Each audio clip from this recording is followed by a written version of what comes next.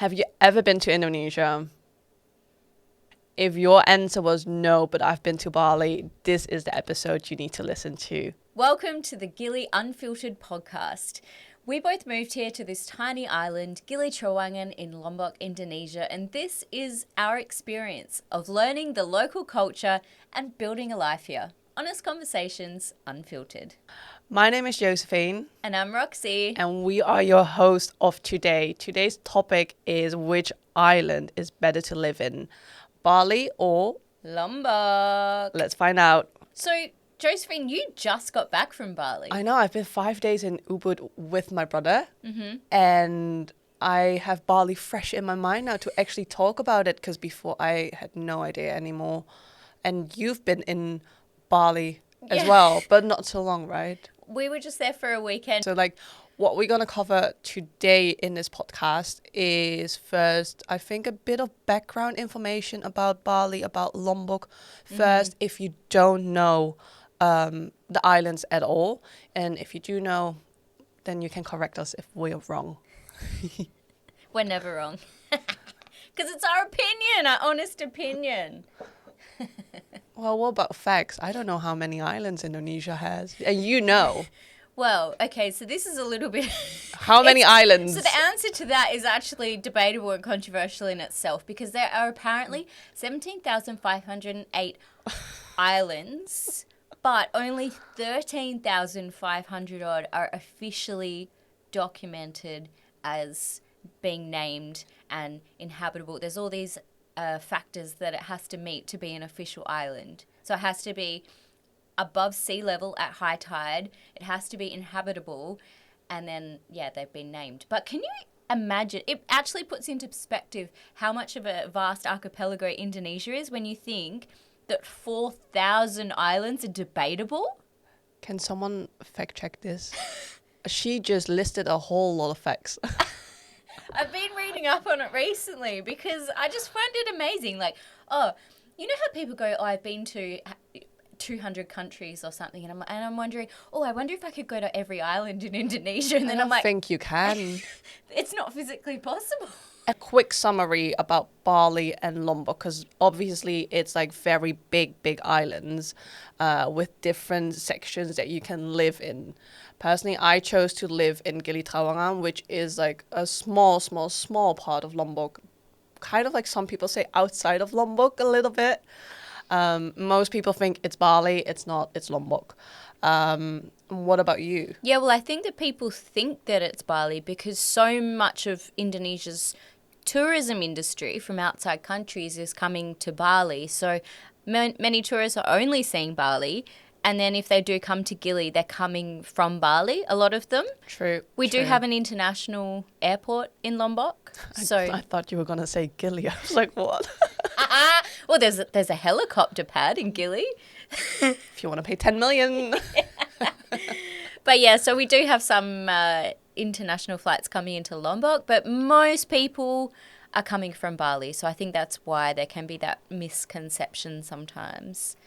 So I think in general, Bali has like a few spots that are like very famous or like very popular to live in for experts, for digital nomads, for whatever you want to call yourself. I personally think that's Canggu, Ubud, Sanur and Uluwatu. I think those are the four like main hubs where you can find digital nomads. Also, don't forget the original hub of Bali being Kudalegi and Seminyak. Because True. that kind of gets overlooked now, but that's like the original area. And actually, that's where I just stayed this weekend, because the live music venue is one of the original areas, original hotspots in Seminyak. But I think you're right in that it's the trend now is these other places that have been built up. So what can we say about these places? Do they have like different characteristics? I do personally think that Sanur is more family-based, more like slow, whereas Canggu is really hot and happening and being like full with like entrepreneurs, people who really want to find their own people. And then Ubud, I feel like it's a bit more spiritual, a bit more nature, having slowed down, but still having that like community there of like-minded people. Yeah. And then Uluwatu in one word for me is surfing. Yep, definitely. And in Lombok, most of the tourists or expats are currently, they're living in south of Lombok in Kuta. It is hot and happening there. Yeah, that place has boomed, like seriously boomed since, I mean, yeah, land has like tripled, quadrupled since the pandemic. So expensive. That's wild. And like people did say before, it is going to be the new Canggu. I personally do think it's going to be the new Canggu because like of how much it has developed with so many Western people there. And then the other, I guess, key expat place to live in Lombok is Senggigi in the west coast. I actually live in Senggigi area. And that is, if you were to compare the Bali hotspots, that's kind of like the old Kudalegian area of Lombok, I suppose. You know, it's the older original kind of area where people flock to. There is a lot of older people living there, older expats and people who are trying to get to a quieter stage of life and enjoyment. But there are so many more places in both Bali and Lombok that you can live, not just the tourist hotspots. So depending on what you're looking for, there's more. Like, where's your favourite area in Bali? I have to say Ubud still. I keep going back to Ubud, but just because I always visit as a tourist with my friends, with my family. It is so easy. You have like the city center where you have all the shops, cafes, restaurants. Then around there, you have so much nature, rice fields, waterfalls. It's such an easy hub to go anywhere to explore. So I wouldn't really know other places in Bali. So for me, it would be Ubud. And I keep going back there. I'm going to go in a week again. I used to be obsessed with Canggu pre-pandemic. Did you? So I used to live there. I actually used to live in Canggu in 2018, 2019. Did you? Yeah. So I would balik, I would work in Australia and then stay in Bali for months at a time. And so I was in Canggu a lot during that period. And at that time, it was a lot of rice fields, but still heaps of cafes. You know, it was... I cannot imagine that anymore. In the kind of earlier kind of stage of that place. But post-pandemic, the interesting thing about Canggu is actually during the pandemic, it didn't crash and burn like most other tourist hotspots did, because there was that expat population of people who actually lived there, worked online, and that was also the same time as the Russian-Ukrainian conflict Just wanted was to rising. say that, yeah. So there was a lot of people kind of like refugees coming. Yeah. Is refugees the right word? I guess what's the difference between a refugee and an expat? Can't People go back. who want to be out of the country. Yeah, so there was a lot of population coming in from that part of the world as well during that time. So post-pandemic, that really was quick to boom because there was already people there with money and building their lives. But now it is too crazy for me. Have you been back? Yeah, so I actually went out there on Saturday night and had a great time watching some friends' bands playing music. But that is one of the only local live music venues, X-Bar, that actually remains because it's all changed now. It used to be this real underground, like the reason that I fell in love with it back then, it was like this underground scene of like surfers, skaters, musicians. And it was like, it felt like a really authentic subculture of communities coming together. But yeah, it's totally not that anymore. So my favorite area now in Bali, somewhere probably most tourists have never heard of, is the real local area of Renon. Have you heard of Renon? I have to admit, I've never heard of it. We will put a screenshot of the map on our Instagram to let you know where Renon is, along with other pictures we might talk about in this episode. So follow us along. Yeah. So back to Renon. Renon. So What is it? It's just a locale. It's part of Denpasar actually. But it sounds boring when I say this, but hear me out. It's the area where a lot of the government offices are and big kind Boring. No, but okay, the reason that I love it so much is because it's absolutely not a tourist place. It is a normal, real life place. but not like, you know, a remote village place. It's like a local city, which is why I like it. So, and it's got massive park with perfect tracks for running and walking. I love running and walking, and the footpaths, as we know, in Bali, Lombok, Indonesia, can be quite notorious for people who like to get active outdoors. So in Renon, there is the best massive park where people are walking, running, there's kids playing local sport, having picnics. It's just, yeah, it's beautiful. And coming from Australia and in Europe as well, like we are used to having parks. To be honest, yeah, I love them. Yeah, just free open spaces with beautiful grass, kept clean. That's a whole nother topic. But yeah, so that is Bali. Now, what about in Lombok? Where's your favourite in Lombok?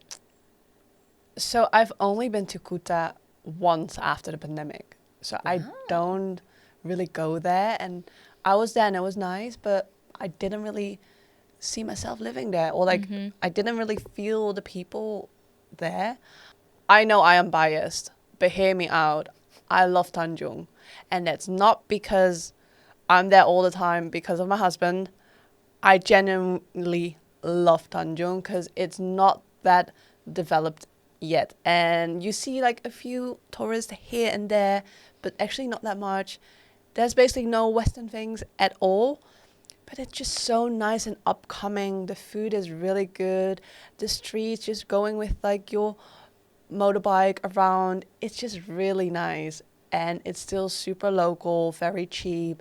You have the rice paddies. You can just go a bit further to Ganga. Ganga is nice. It's just a bit more nature, but like it's within 30 minutes of Tanjung, and Tanjung is really, really close to Bangsal Harbour, which is the harbour to go to Gili. So I think it's also convenient, but in general, if Tanjung was a bit more developed, I could see myself there. Yeah, and for those of you who are listening, not looking at a map right now, this is in the far north of Lombok, not to be confused with Tanjung An, which is in Kuta, which that was in the tourists beginning. might know about.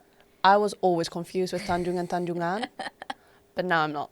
For me, it's Tanjung, not Tanjung An. Tanjung in the north. Yeah. It is beautiful up there, isn't it? And there are a few nice hotels and things where people can stay too. 100%, yeah.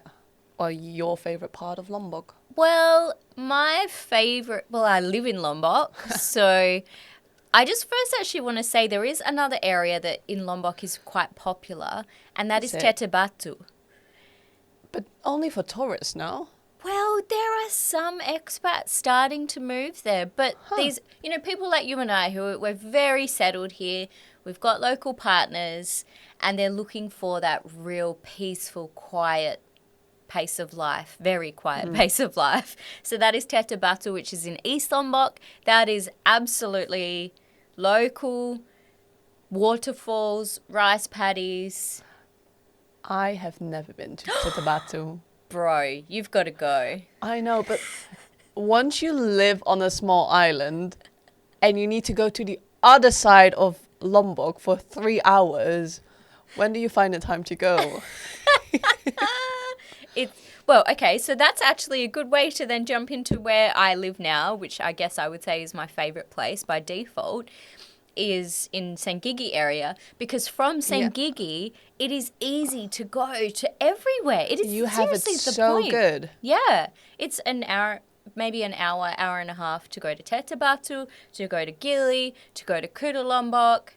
It's 1 hour to the airport. I go to Matram, the city in Lombok, which is a very basic city, but there is a massive shopping mall there with a really good gym that I go to, and so to get there is like less than half an hour. It is a very basic city, but once you live the island life, it's a very luxurious city for me. Coming from Gili, yeah. So maybe you want to look up any of those places online, and maybe you want to do some traveling before you decide where to live. That's what I would really recommend, is just go and stay around in a few different places, get a feeling for what you're into. And mostly it's the feeling and the vibe from that place. Yeah, and what your like daily schedule, kind of what you like to have in your life day to day, can help to influence that decision as well, I think.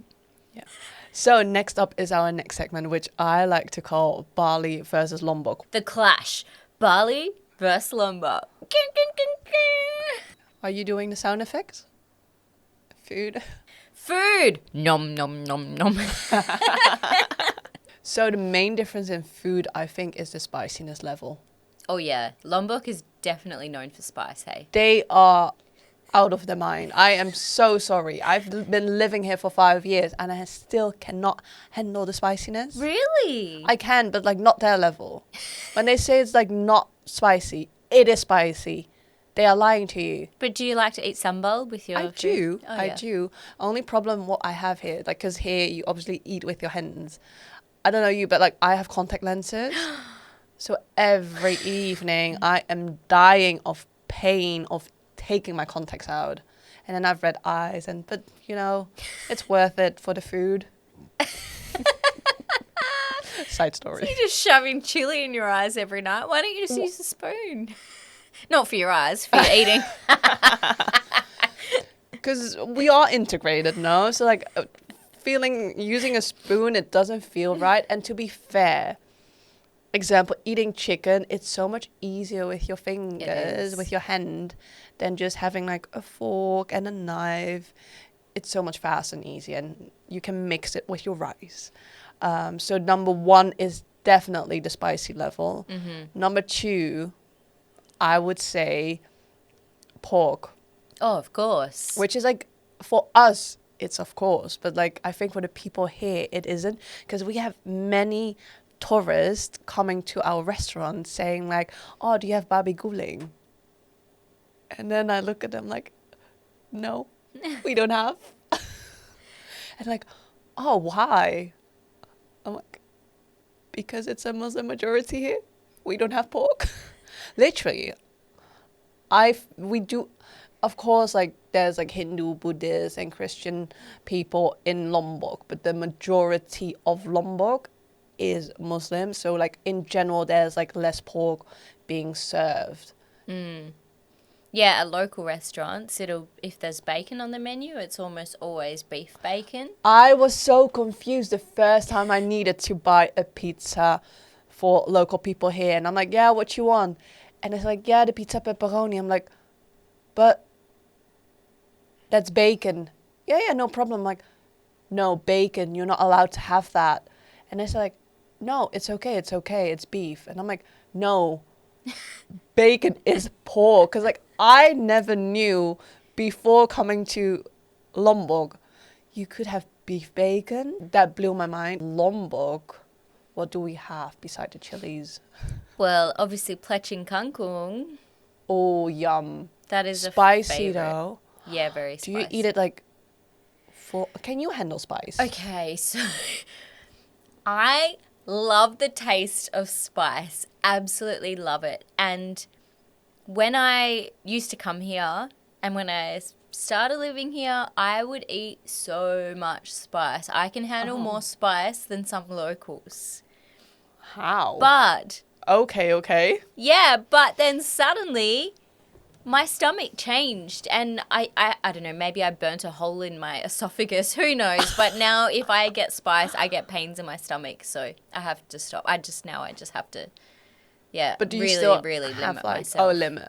Yeah, I'll have a tiny bit. Usually I just order not spicy because It's still spicy. well, and I just don't want to be in pain. Yeah, makes sense. But yeah, I love the taste. I really love the taste of spice. My favorite Lombok dish, I have 2, is ola ola. Oh, yes. That is so good. It's basically curry without the curry powder, right? Is that the coconut one? Yeah. Oh, yeah. It's so creamy, so delicious, and with a little bit of chili, because otherwise you need that little bit of a kick in it. And then my second favorite dish is ayam taliwang. Oh, yes. Just the taliwang spices are so good. And I do think it is a Lombok dish. You don't really see that in Bali. That's Richard's favourite. Is it? Taliwang, yeah. But if you are moving here, you probably don't want to eat rice-based dishes every day. In the beginning, you do. It's good in moderation. But after some point, I did miss like I would say more healthy food, because I feel like Indonesian food is heavily oil-based, fried food, which you don't want to put to eat every day. Yeah. I do think Bali has better Western food. But if you're moving to Gili or Lombok, there are definitely in Gili, there's so many Western food options, the restaurants and cafes here. You have them, but I wouldn't say it is like really, really good. It is, you can eat it, it's nice, like it's good if you live here. You prefer to eat local food, don't you? So after years of living here, I just prefer to cook for myself. But if I go out nowadays, I eat more Western food here. And I think that's just mainly health wise. Like imagine if there was an Indonesian restaurant here that didn't fry or use oil, I would go there every day. Yeah. I love local food. It's just the oils for me. Whereas like when I went to Ubud with my brother, we only ate local food because like my brother really wanted to try, and like it's a big difference than here, like trying out new things for me personally as well. What local food did you get in Bali? Did you try the ayam betutu? I love ayam betutu. I love the bebek goreng. That's like more a thing there. And I also really love having nasi campur in Bali because like it's mainly targeted for Westerners. So it's just on the menu nasi campur. You pick it and you eat just what you get. Whereas like here in Lombok, if you mainly go, I think in Bali as well, but like just in Gili, in Western restaurants, they don't really have nasi campur on the menu. You go to a warung where you get nasi campur, you pick your dishes out and you get it all together and you pick what you eat. I think that's a difference. And I really like in Bali, it just felt a bit healthier. For me, the difference is in Bali, the Western food, there's a choice of every type of Western food because there's tourists from every country who go to Bali. Whereas I think Lombok, because it's still a developing tourism industry, there is less. But Kuta Lombok, oh my God. I just wanted to ask, how is it in Kuta? Kuta Lombok has the best Western restaurants in Lombok by a mile. Do you want to give a shout out to one? I can't. It's like, how do you pick your favourite child? There is, and it's growing, like, oh my God, just since I moved here in the last 4 years, because I went back there pretty soon after arriving back here in Indonesia post-pandemic, and I was like, okay, cool. Like, it was still very small at that stage. And so in those last 4 years, it's just every time we go, every couple of months, new cafes and restaurants open. I'm not even exaggerating. If you went there once a month, every month, there will be new things open. But I feel like that about Gili as well. Yeah? Yeah, because like I think there was 1 year I went to Hong Kong like 4 times. Don't ask me why. But then every time I came, I'm like, what's this new building? Why are they building there? Like, it's insane. I do really like going out for breakfast in Bali because of the healthy options. And I do miss that here. I'm not going to say it. Okay, well, I'll give a controversial. Senggigi is the original tourist hub of Lombok. Senggigi, unfortunately, is basic and very overpriced compared to other Western restaurants in both Kuta, Gili and Bali. The fact that you can get a really delicious Western meal at a cheaper price in Gili than in Senggigi doesn't make sense to me because we are transporting all our supplies, ingredients, staffing. Everything is more expensive in Gili than in Lombok mainland. But in Senggigi, you can't get a Western meal for under 100K. I've noticed that. If I'm going back on the way and you just want to grab a bite, you just stick to local food. Yeah. So I think, my opinion, this is probably a little bit off topic, but if Senggigi wants to increase its a long-term expat market, it needs to tap into having that good option of Western food to cater to long-term people they're not, like, if we live here, we're not spending huge amounts every day to eat because it's not sustainable. And also because we just know what it's worth because we eat local food as well. Like, why would we pay 10 times the price? Then, if we can get a local meal for 25K, why would we pay 250K for a Western meal that we could probably just cook at home and probably healthier as well? And so if you do cook for yourself, where do you buy your groceries from? So in Gili, it's quite difficult and very limited. That's what I do miss about like living on a bigger island. Like Bali, for example, they have like really big supermarkets. I miss strolling through a supermarket, just going with my cart, going around, doing my groceries. I miss that. Here you have like small local shops where you can get your things from. Mostly you get your vegetables, meat, everything fresh, like fresh things every day from the local market. And there's like one or two supermarkets, but if I show you a picture, you'll laugh at me for calling it a supermarket. Very limited. I miss the convenience of being like, oh, I want this, and I can just go to the supermarket and get it. Because now I need to think, do we actually have it on an island? If yes, for how long do we have it on the island? Like a small example, Greek yogurt. If I see it in the supermarket, I'll take 2 or 3 tubs because I don't know how long there's gonna be stock. So that's what I do miss. In Bali, it was so nice to go through a supermarket. Yeah. Yeah, I love grocery shopping. And I like that in Sengigi there is the choice. So we do have a supermarket. It is a lot more overpriced than obviously going to a local pasar, like the local market. But it's just that convenience. And, you know, like, so I will probably get most of my fresh fruit and vegetables from a small, it's called a sembako, to get my fresh groceries. But then I do little top-up shops, or, you know, if I just need a quick thing, or a certain Western item, because they have imported items as well. So yeah, that's really, really handy. So you can find those type of shops in Kuta, Sengigi, and Mataram. So there is a huge, glaring difference between Bali and Lombok, and that is Religion, especially for Gili. Many people don't know it's like a Muslim majority because people do think Gili is part of Bali, but Gili is part of Lombok, and like the majority there is Muslim. I mean, how many mosques are there in Lombok? Lombok is the island of 1,000 mosques. And that's not even exaggerated. Like, if you go on your motorbike through a street, I think every 5 meters you'll find like a really nice mosque. No? Yeah, they've got nicer mosques than public buildings.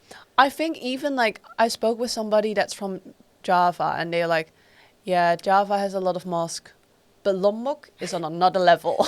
I guess that means that also the religion is such a prominent part of life here. It is. You can definitely feel it as well. So I did, can I say log in as a fun? Log in. Yeah. Yeah. So I logged into Islam a year ago, and I went to Bali again now, and I do feel a difference, to be honest. I've missed the mosque there. I was there for 5 days, didn't hear anything. I only smelled like the incense from like the Hindu rituals and stuff. And I was waiting like, oh, I don't hear a mosque. Where is a mosque? And then when I finally heard one, when I came back from a waterfall, I'm like, oh, there is one. Till the point that I forgot it was the Friday prayer. And then suddenly like the Friday prayer was finished. So like all the men came out of the mosque on the motorbike with like their nice clothes on, and I'm like, oh yeah, It's Friday. I missed that. To be fair, Yeah, well, here in Lombok and in Gili, it's funny you're talking about, oh, it's Friday prayer. Like, business days are Monday to Friday, but in Lombok, Friday is not a full business day because it's Jumat. So everyone knows if you need to get something done on a Friday, you need to factor in 2 hours. that your staff and your staff are going to be out at praying. The roads are going to be busy when people are coming and going time of the mosque. Yeah. You know, we plan our travel to and from the island, making sure, because sometimes the boats stop during that time. Yeah.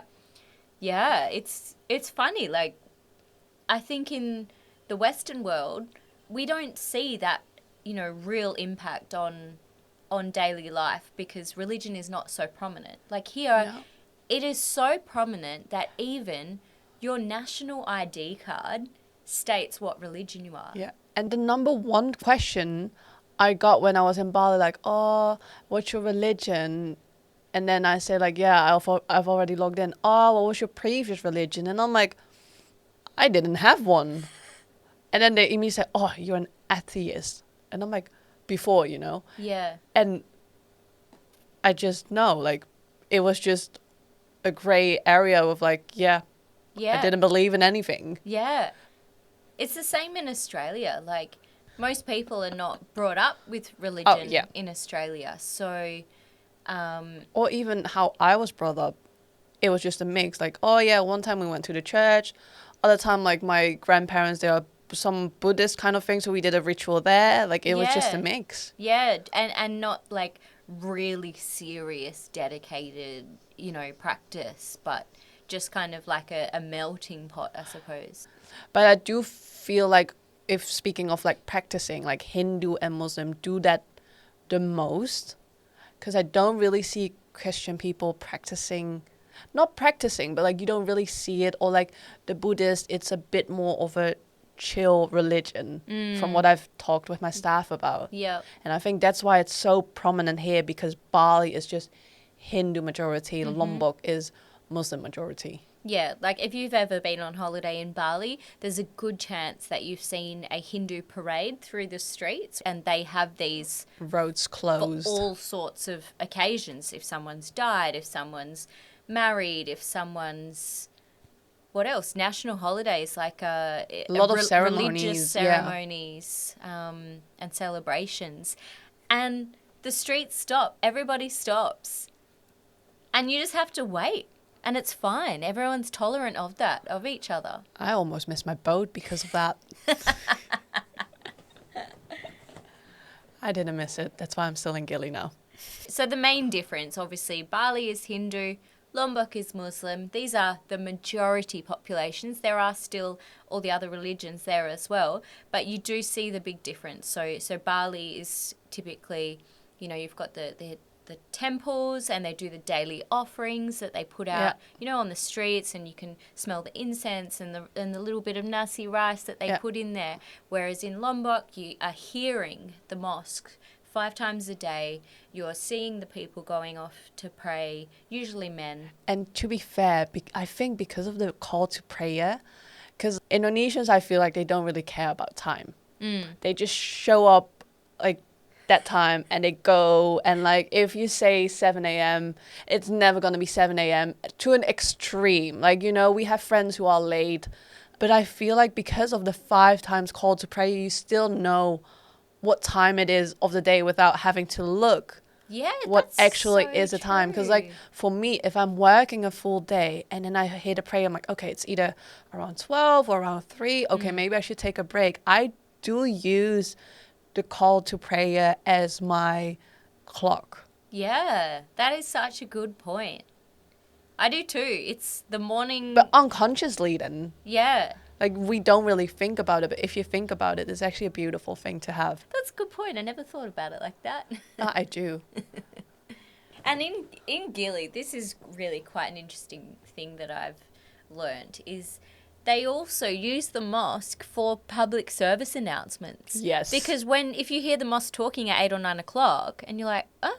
That's when I get confused. I'm like, why is there like the speaker going? What's going on? Yeah. And they'll use it to share news of either someone in the community has passed away, or big fire. Yeah, obviously asking for, you know, telling where's a fire and asking people to go there to help. And for some community events where they ask the whole island to come together. So when there's like the big island day cleanups, they'll share that information in the morning on the mosque as well, which is cool. It's so old school. I know.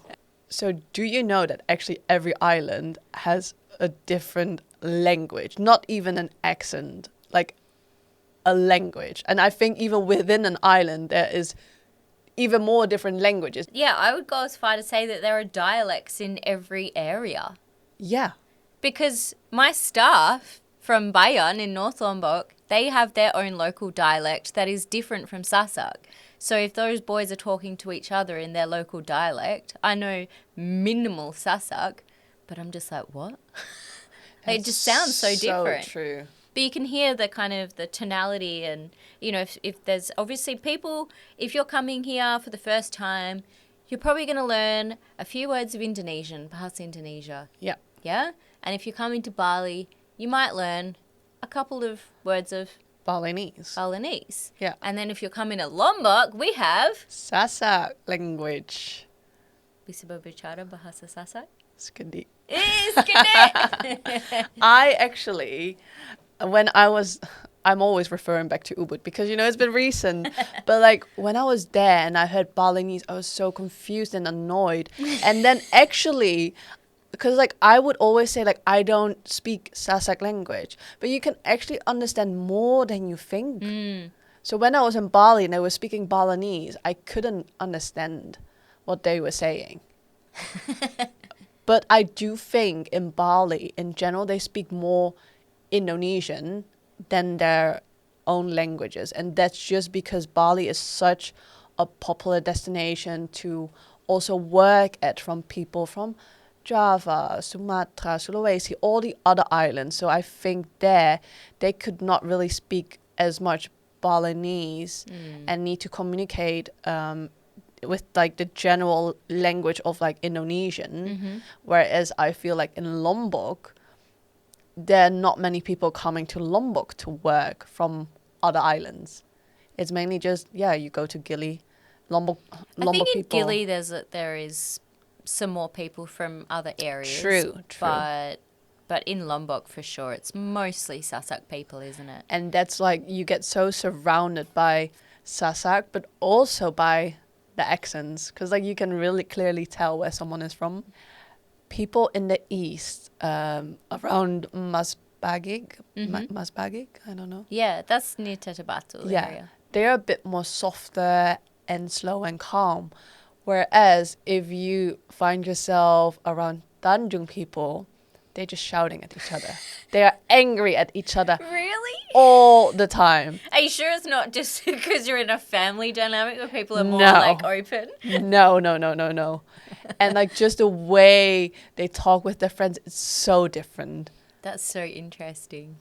So in regards of, like, where's best to live, in general for either Bali or Lombok, I do feel like you need to learn the basics of Indonesian. I don't agree with people moving to a new country and just sticking to English. I think you're not integrating.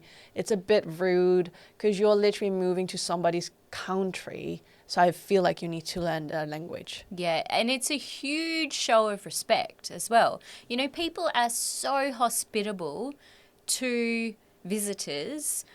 Everyone in the tourist industry who's working in the tourist industry, especially in Bali, will be able to speak English. 100%. Even there, if I was speaking Indonesian, they would still keep on speaking, talking like English back to me. Whereas, like, in Lombok, they immediately switch to Indonesian. One, it's giving them their respect back to them because they're being so kind and hospitable to us. But also, Indonesia has a colonial past. So for us to come here and move here, you know, even on holiday and just not even try and say a few words. Not even like a thank you. Yeah. Like, that was the first thing my brother said, what's thank you in Indonesian? And, like, every single time, like, he goes off a Gojek, he's like, terima kasih. Terima kasih. And I love that he really wants to learn that. Yeah. Whereas some people, I find them so rude and just go back to your own country. Yeah, I think it's just basic respect when you go somewhere to at least try, you know, and they'll just be, even if you can't speak perfectly, it doesn't matter. The fact that you're trying means so much. You know, it's quite like arrogant to, especially if you're going to a local food place or into a local shop and just to not even open the conversation trying, and then they'll be able to hear that you're not very good at the language and be able to accommodate probably. Yeah. But to at least try, like I went shopping with someone and they're just talking in English and getting frustrated that the staff was misunderstanding what they were saying. I had to remind them, like, hey, this isn't their language, remember? Right. And so that would be a nice little segue to go into our word of the day. Bahasa. We are teaching you Indonesian one word or one phrase at a time. Today is actually a bonus one because I want to bring you 3 words. These are words that when you first start learning the language, you wouldn't probably learn, but they are used in daily conversation because they are representing movement, logistics, that kind of thing. And they all start with the same letter, which I love alliteration. So we've got lewat, langsung, and lanjut. Shall we explain? I think you can better explain because you came up with it. Like, I know what you're saying, but I have no idea how to explain it. Okay, so in Gili, we are mostly out in the open when we're moving around. So either we're walking or we're riding our bicycles, so there's this real community feeling. So oftentimes you're going past the same people every day, you say hello, maybe you don't even know their name or have any more conversation, but you know each other's faces, you're always saying hello.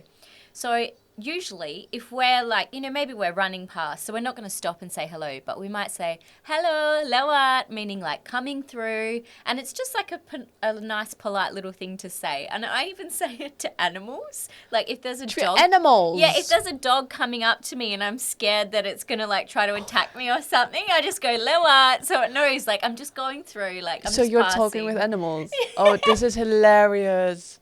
Well, animals speak the local language. Don't you say duduk to a dog in Lombok to tell it to sit? I do say, I am very local now. When there's a cat I want to have, I don't say like, I say, see. That's very local. Do you also laugh like, wook, wook, wook, wook? No, I do on WhatsApp. If you see my conversations. I think I do on Instagram comments too. What? And it's Next like time. almost like asking permission in a way. Like I'm so passing through your sorry. village. I'm still thinking about the dog thing. Like next time you do it, can you take a video and we'll post it on our stories? See if it understands me. oh, lewat. Okay, sure. Woof. Okay. And then the next word of our Triple L series is langsung. You know langsung? Yeah, right away. Yeah, and like directly. So I feel like this is like a logistical word that's very handy to use. Like you might say, oh, I'm going to have breakfast and then I'm going to go and meet my friend. Yeah. And your friend, are they thinking like, oh, they're going to go home and get change first or da-da-da? You're like, oh no, langsung dari sana, meaning like directly from there. Mm-hmm. So it's just a handy little word to be able to use in logistical kind of conversations day to day, langsung. And then the last one is lanjut. And that is basically continue. Yeah. Like even if you're on the computer, when it's like next, when you're doing something on the internet, like lanjutkan, that's a good word just to know. And it's also just a nice word in daily, as I said, when you stop and talk to someone, some people are so polite that they'll stop what they're doing and talk to you, but sometimes you just say, it's all right, lanjut, like continue, like as you were kind of thing, or you might stop, have a conversation, and then like we would say in English, I'll leave you to it, or, continue as you were, like, so you just go like, okay, lanjut. It's That's nice a way nice to like one. In and out of conversations in a local way, politely. So that concludes this episode. So which island is actually better to live in, Bali or Lombok for you? I would say it absolutely depends on what you want out of your daily life. What is it that's inspiring you to move here? If you are, if you're a crypto bro, if you're trying to make it as a coach online, masterclass type of person, then maybe a place like Canggu might be best for you because you want to be surrounded by that energy, have those facilities. Energy is magnetic and contagious. So you want to be in the place where other people are meeting your vibe. If you're looking for the quiet life, maybe a place like Sengigi is for you. Maybe you're ready to just clock out of the craziness of life and enjoy nature and a bit of travel and yeah. Personally, I think that's correct. And like, I agree with that. I think I have one thing to add to it is what I've been seeing lately is that Muslim people that have been living for years in a Western country really have that feeling of going back to the religion. And I've seen actually a lot of people moving to Lombok to be closer to the religion. So I think that's a really good place to be at if you're looking for something like that. That's really interesting. For me personally, I love Lombok. I love Gili. Ubud is really nice for me, but I do miss the Muslim majority, the Muslim culture there. I think if Ubud was a bit more Muslim, I could definitely see myself there. If I moved to Bali, I would live in Renon, for sure. Green parks, local vibe, still really good access to like Sanur for the beach and yeah, the shopping malls, and easy to go everywhere from there. It's good. Okay. Well, thank you so much for listening to today's episode. Follow us along on our socials to know more, to have some extra behind the scenes, some more pictures, videos of what we have talked about in this episode, and stay tuned for our next one. Woohoo!